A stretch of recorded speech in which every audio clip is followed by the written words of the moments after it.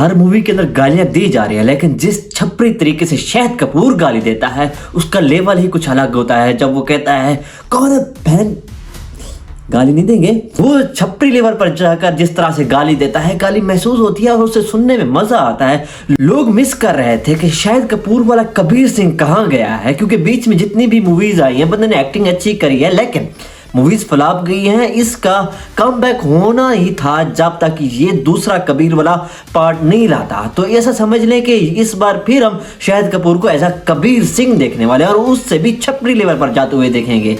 और यही चीज तो इसकी लोगों को पसंद आती है। इसका स्टार्टअप नहीं है, लेकिन जब भी ये छपरीपना करता है ये लोगों को पसंद आता है। और ऊपर से विशाल भारद्वाज और शाहिद कपूर जब साथ में आते हैं, इसकी कमीने देख लो, कबीर देख लो, ये जब भी साथ आए हैं तो बॉक्स ऑफिस पर तहलका मच गया था। दोनों इस तरह का काम करते हैं कि लोगों को भी पसंद आए और काम करने वालों को भी पसंद आए, और ऊपर से ये बॉक्स ऑफिस पर भी अच्छा खासा कमा लेते हैं।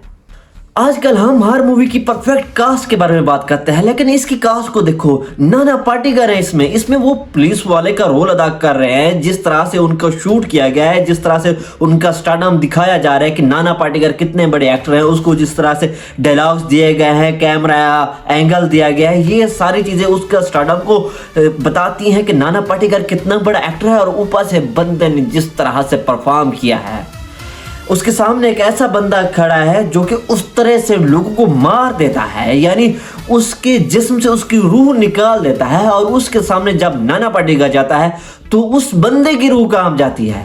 इस तरह से प्रेजेंट करना और ये विशाल भारद्वाज के अलावा कोई नहीं कर सकता। अगर एक्ट्रेस की बात करी जाए, इसमें तमन्ना भाटिया है और तृप्ति डिमरी आपको हर दूसरी मूवी में दिखने वाली है।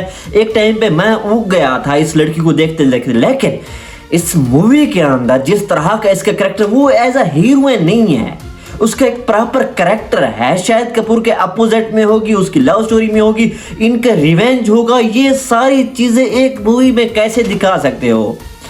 और ऊपर से जिस तरह से उसका कैरेक्टर है, वो एक खून कराने के लिए इसके पास आती है और खुद का इतना बड़ा कैरेक्टर बन जाता है कि अब वो उस बंदे को मार रही है जिसने हायर किया था किसी को मारने के लिए। इस लेवल तक किसी कैरेक्टर को प्रेजेंट करने के लिए आपको एक डेडिकेशन की जरूरत होती है और एक्टर की परफॉर्मेंस की भी जरूरत होती है। क्योंकि अगर सीन में आप एक नॉर्मल लड़की हो तो अगले सीन में तुम्हें एक गैंगस्टर को पेश करना है, तो वहां पर एक्टर अपनी प्रेजेंटेशन जिस तरह से करता है, ये चीजें देखने में और करने में बहुत ही मुश्किल होता है और देखने में वैसे ही मजा आता है। इन सब की बात कर रहे हैं तो अविनाश तिवारी को पीछे क्यों छोड़ दे? अविनाश तिवारी को अब तक हमने छोटे छोटे रोल्स के अंदर देखा है, छोटी छोटी मूवीज के अंदर देखा है, लो बजट मूवीज के अंदर देखा है, लेकिन इस मूवी के अंदर इस बंदे को पहचाना ही नहीं जा रहा।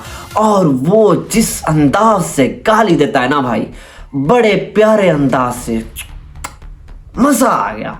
दिशा पटानी है, फिजा जलाल है और ऊपर से विक्रांत मैसी भी इसमें मुझे लगभग एक रोमियो का किरदार ही अदा करते हुए दिखेंगे। क्योंकि मुझे लगता है कि इस बंदे की भी कोई लव स्टोरी होगी, लेकिन इस बंदे का किरदार हमसे छुपाया जा रहा है। क्योंकि इसके टीजर के अंदर और ट्रेलर दोनों के अंदर ना तो इसका कोई डायलॉग है और सिर्फ एक क्लिप छोटा सा डाल दिया गया, हाँ भी ये बंदा मूवी के अंदर है। और मुझे लगता है कि ये बंदा शायद की पॉइंट होगा इस पूरी मूवी का। बाकी इसका विलन तो अविनाश तिवारी ही होने वाला है, जिससे ट्रेलर में अंदाजा हो रहा है। और ओ रोमियो उस तरह का कैरेक्टर भी शाहिद कपूर बड़े अच्छे अंदाज से कर रहे हैं। मुझे लगता है कि शाहिद कपूर को अब छपरी वाली मूवीज ही करनी चाहिए।